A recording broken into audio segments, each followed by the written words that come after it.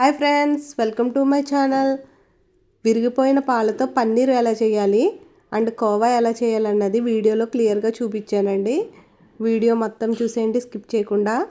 మనం పాలు తెచ్చుకున్నప్పుడు ఒక్కొక్కసారి విరిగిపోతాయి కదండి. అలాంటప్పుడు వాటిని ఇలా యూజ్ చేసుకుంటే చాలా బాగా యూజ్ అవుతుందండి.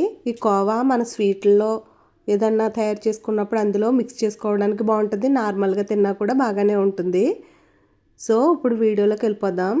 చూడండి, పాలు ఇలా కాసినప్పుడే విరిగిపోయాయి. ఇలా బాగా మరగపెట్టుకుని వాటిని వీడియోలో చూపిస్తున్నట్లుగా పూర్తిగా విరిగిపోయిన తర్వాత దీన్ని డ్రైన్ చేసుకోవాలి.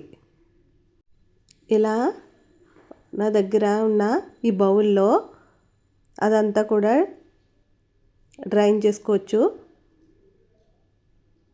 ఒక టవల్ కానీ ఇక్కడ ఒక చున్నీ కానీ ఏదైనా కూడా ఇలా పెట్టుకుని అంటే వాటర్ అంతా కిందకి దిగి ఇదంతా పన్నీర్లా అయితే రెడీ అవుతుందండి.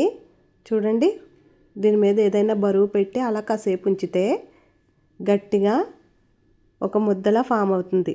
సో ఇదే పన్నీర్ అండి. దీన్ని ముక్కల కింద కట్ చేసుకొని మనం కూరల్లో యూజ్ చేసుకోవచ్చు. చాలా టేస్టీగా ఉంటుంది.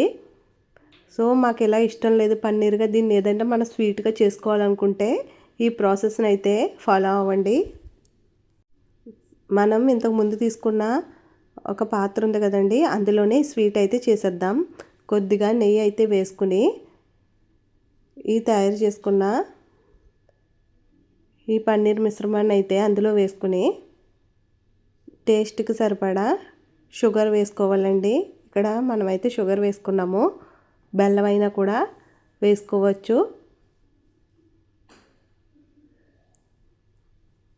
షుగర్ వేసుకుని బాగా కలిపి మెల్ట్ అయ్యేలాగా చేసుకోవాలి. ఇలా బాగా కలుపుకుంటూ ఉంటే ఇదంతా కూడా పాకం వచ్చి బాగా మెల్ట్ అవ్వి మనకి కోవా అనేది అయితే రెడీ అవుతుందండి. ఏదైనా స్వీట్ చేసుకున్నప్పుడు అందులో అయితే మిక్స్ చేసుకోవచ్చండి ఈ కోవాని. అండ్ ఏదైనా కీర్ ఇంకా పాయసం అలా ఏదైనా రెడీ చేసుకున్నప్పుడు కూడా దీన్ని అయితే కలుపుకుంటే టేస్ట్ అంటే చాలా బాగా వస్తుంది. ఒకసారి అలా కూడా ట్రై చేసి చూడండి. లేకపోతే నార్మల్గా కూడా స్వీట్లో తిన్నా కూడా బాగానే ఉంటుంది. సో విరిగిపోయిన పాలను వేస్ట్ చేయకుండా ఇలా అయితే యూజ్ చేసుకోవచ్చండి. పన్నీర్ కింద అయినా ఇలా కోవా కింద అయినా సరే అంతే అండి. అలా మిక్స్ చేసుకుంటూ ఉంటే మనకి కోవా అయితే రెడీ అవుతుంది. చూడండి, ఇలా మిక్స్ చేసుకుంటూ ఉంటే అందులో కలిపి ఇలాంటిటప్పుడే టేస్ట్ చూసుకోవాలండి. ఇలా ఉన్నప్పుడు టేస్ట్ చూసుకుని మనకి ఇంకా షుగర్ పడితే వేసుకోవచ్చండి. అది కూడా మెల్ట్ అయిపోతుంది. చూడండి, మనం ఎంత చేసుకుంటే అది కొద్దిగానే అవుతుంది.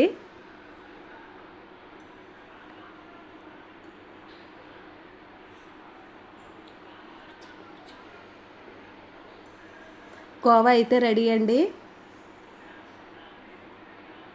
ఇలా కోవాలా దగ్గర పడిన తర్వాత స్టవ్ ఆఫ్ చేసుకుని కుండల కింద ఉన్నది కదండి, ఇది మనకి బాగా మిక్స్ అయిపోవాలి, మెల్ట్ అయిపోవాలనుకుంటే స్మాషర్ ఉంటుంది కదండి, పప్పు గుత్తే, దాంతో ఇలా